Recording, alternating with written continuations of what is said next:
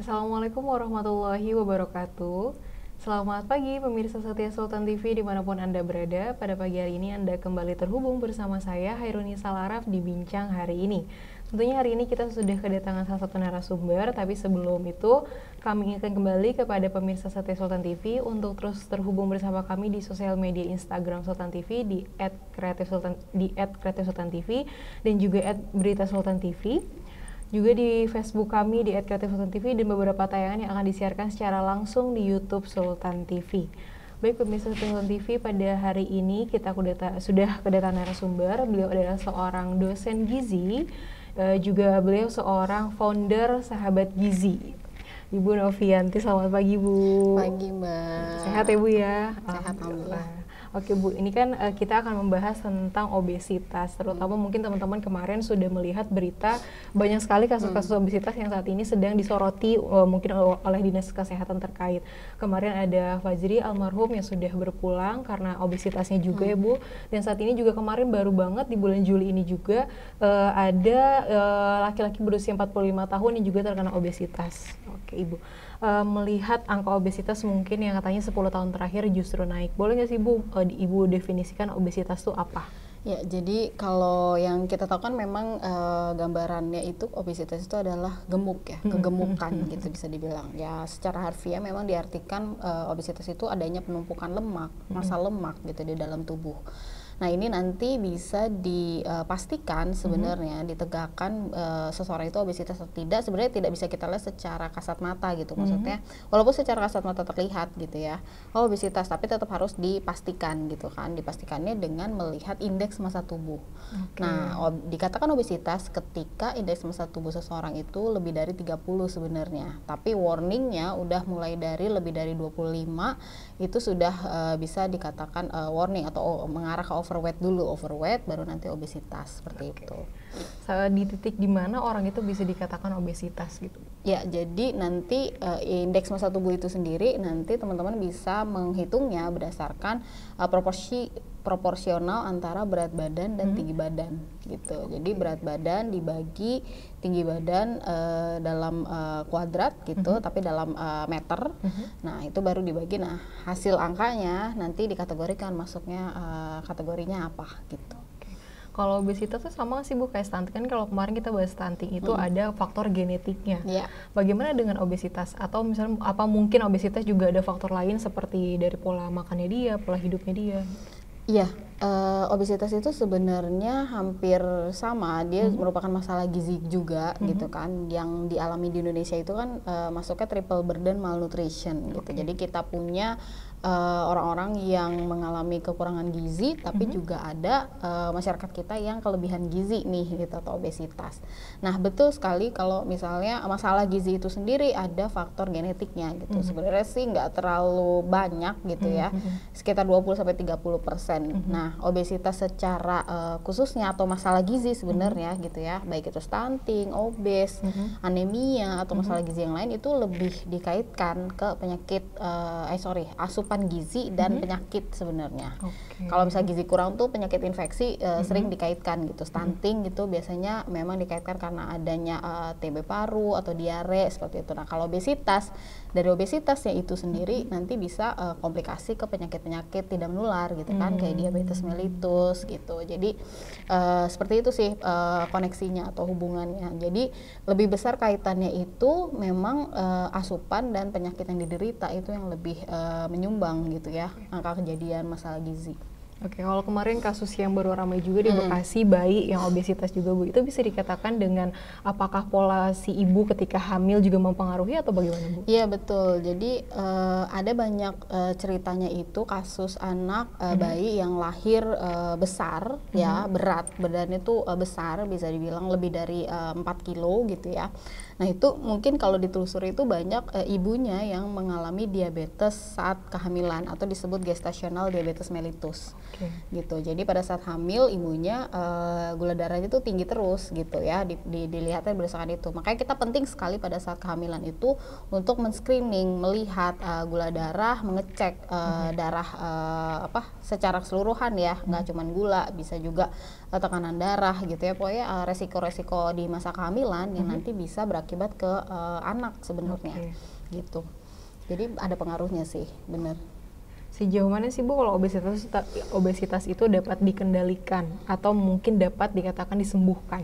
Oke, dikendalikan dan disembuhkan ini dua hal yang berbeda. Kalau dikendalikan kan kita mencegah ya, sebenarnya lebih ke arah pencegahan. Nah, ada orang-orang yang memang gini, tadi saya ada satu yang miss nih ya, kalau kita melihat obesitas itu berdasarkan indeks massa tubuh, tapi ada juga yang orang indeks massa tubuhnya dia normal, tapi dia punya massa lemak yang banyak di daerah perut. Itu buncit, juga disebut obesitas. Bahasanya obesitas sentral. Nah, ini dilihat lagi dari komposisi tubuh berarti ya, lingkar perut yang harus diukur juga sebenarnya. Itu ada minimalnya untuk laki-laki 90 cm dan wanita 80 cm normalnya gitu. Jadi kalau kita pakai Medline gitu ya untuk melihatnya, dilihat kita udah berlebih. Nah, ini juga ada warning nih, walaupun secara indeks massa tubuh kita proporsional berat dan tinggi badan kita masih normal, tapi kalau kita udah ada ke arah benar tadi buncit atau obesitas sentral, itu juga warning, itu juga ada komplikasi nanti ke penyakit tidak menular yang lain gitu. Ini kan kalau misalkan dilihat sekarang juga kemarin kan ada kasus kematian yang disebabkan oleh obesitas. Tapi mungkin kalau kita berbahas tentang kematian, datanya masih belum begitu sentral ya Bu. Tapi bagaimana dengan angka obesitas di Indonesia, terutama mungkin baik dari anak-anak sampai dewasa? Nah, di sini sih sebenarnya aku kalau untuk angka kita harus merujuknya itu memang dari survei kesehatan ya, bisa dari riset kesehatan dasar atau Susenas gitu ya. Nah, ini angkanya memang masih meningkat ya, khususnya kayak daerah perkotaan itu masih obesitas itu lebih banyak sebenarnya gitu ya. Nah, di tahun 2013 ini obesitas tuh ada peningkatan ya. Jadi sebesar 33,5% dan yang lebih dari 27 obesitasnya itu sebesar 20,7% gitu. Jadi masih cukup banyak sih ya. Ini yang untuk usia 18 tahun ke atas. Nah, kalau untuk usia remaja 15 tahun gitu ya, atau anak-anak ya 5 sampai 12 tahun sampai usia remaja, itu juga mengalami peningkatan nih ya. Jadi bisa di sini sampai 18,8% yang mengalami obesitas gitu. Jadi anak-anak kita yang punya masalah gizi ke arah stunting pun juga dia resikonya ke obesitas juga ada gitu. Padahal waktu kecilnya kekurangan gizi, kurus, stunting, justru malah nanti pas dewasanya dia punya risiko lebih besar untuk obesitas. Iya, itu ada namanya teori ya, fenotip teori itu berdasarkan teori Barker. Itu kalau misalnya kita melihat ada yang disebut dengan pengaruh early 1000 days gitu ya, jadi 1000 hari pertama kehidupan. Kalau misalnya kita memang di situ sih teorinya kan dia mengikuti ya, dia studinya tuh cohort, jadi dia diikuti anak-anak yang kekurangan gizi ini di masa dewasanya itu seperti apa, menjadi seperti apa gitu ya. Dulu berupa hipotesis, dia beranggapan bahwa nanti akan ada pengaruh sel-sel tubuhnya itu di masa dewasanya gitu, jadi jangka panjang. Nah, sudah dibuktikan berdasarkan penelitian tersebut bahwa anak-anak yang dulunya kekurangan gizi, anak-anak stunting ini memang lebih rentan nantinya mengalami obesitas dan penyakit tidak menular. Seperti yang kita lihat ya sekarang kan banyak diabetes di usia muda ya, terus penyakit jantung gitu, terus hipertensi itu menyerang usia muda gitu. Nah, ditelusuri bahwa dulunya juga dia anak-anak yang kekurangan gizi ternyata, anak-anak yang stunting ternyata gitu. Jadi banyak yang mengalami seperti itu. Kalau tadi kan kita bahas apakah obesitas juga ada genetiknya, tapi bagaimana dengan pola asuh orang tua dan juga ekonomi? Karena kan dari beberapa media yang sudah melampirkan bahwa ternyata ekonomi juga mempengaruhi obesitas. Betul banget. Jadi salah kalau kita menilai yang high end ini lebih rentan loh obesitasnya, karena dia punya banyak sumber daya, dia bisa beli apapun yang dia mau, makanan yang dia suka dia konsumsi, dan dia lebih cenderung obesitas. Tapi coba lihat kasusnya sekarang, banyak yang obesitas itu justru di kelas yang menengah bawah. Ya, masyarakat marginal kita itu justru banyak yang mengalami obesitas. Coba ke pasar, pasti banyak teman-teman temui gitu ya, ibu-ibu pedagang pasar atau misalnya ibu-ibu yang belanja gitu ya, pasti ada yang obesitas. Kalau bisa kita bilang satu, kalau tadi lihat angkanya kan sekitar 18% ya, 10 sampai 15% itu bisa dibilang dari 10 orang ada satu yang obesitas, gitu kan. Nah berarti coba diamati deh sekitar kita gitu. Jadi nggak melulu loh ekonomi yang tingkat perekonomiannya menengah ke atas itu cenderung mengalami obesitas gitu. Karena ternyata pas ditelusuri ada hasil penelitiannya juga, Drenovsky itu membahas bahwa densitas energi dalam makanan yang murah, punya harga lebih murah gitu, ternyata itu lebih banyak gitu. Jadi densitas energinya tuh lebih tinggi. Jadi pada makanan murah itu coba dilihat gorengan, murah apa mahal? Murah. Tapi bagaimana kandungan gizinya? Nggak ada. Tinggi lemak, tinggi kolesterolnya. Terus pastinya tinggi kalori, ya. Yang konsumsi siapa? Menengah ke atas atau menengah ke bawah kebanyakan? Menengah ke bawah. Iya, pasti kita nih itu suka ya doyan kan. Nah, ini yang penyebab obesitas yang kita alami. Pun mereka punya resiko di masa lampaunya mungkin ada masalah gizi kurang, ya kan. Jadi dia lebih rentan mengalami obesitas. Seperti almarhum Fajri ya kan, itu juga kalau dilihat kan tidak terlalu bukan dari kalangan yang menengah atas gitu ya, oleh dari rumahnya, lingkungan sekitarnya gitu ya.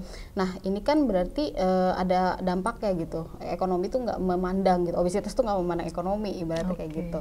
Jadi sebenarnya balik lagi, bukan masalah perekonomian secara khusus mempengaruhi, tapi lebih ke asupan aja, pemilihan makan yang tepat sih, seperti itu. Tapi gimana Bu sama mungkin ibu-ibu di rumah nih yang baru punya baby, yang baru anak-anaknya masih pada aktif banget, terus ketika mereka nggak mau makan tuh dipaksa makan, ketika mereka nggak mau ini dipaksa gitu, karena ngelihatnya kalau gemuk tuh sehat gitu. Iya benar, ini banyak banget anggapannya yang salah sebenarnya dari ibu-ibu kita gitu, sesama ibu loh, sama wanita gitu. Body shaming anaknya gitu ya.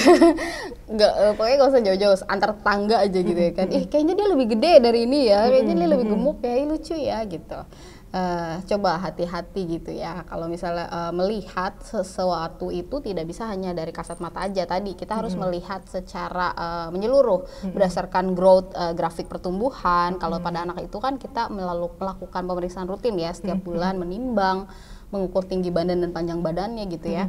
Nah itu kita melihat dari situ, kalau masih di batas normal, pita hijau ya, ibu-ibu pasti hafal ya, KMS gitu ya, pita hijau, kuning ya, kuning warning lah ya gitu ya. Tapi kalau misalnya nggak sampai bawah garis merah, sebenarnya itu masih aman gitu ya. Nggak kurus lah gitu ya, walaupun tampilan kayak lebih kurus dibanding anak yang lain gitu. Nah anak yang lain ini agak gemuk gitu ya, juga harus dipastikan nih apakah juga tidak berlebih gitu ya, gemuknya masih di batas yang sehat ibaratnya kayak gitu. Oke Bu, kita hold sebentar nih sebelum kita lanjut lagi, karena pembahasan obesitas tentunya sangat menarik sekali dan juga terkait dengan kesehatan kita. Tapi pemirsa Sentinel TV jangan kemana-mana, tetap bersama kami, nanti kami akan kembali setelah pariwara berikut ini.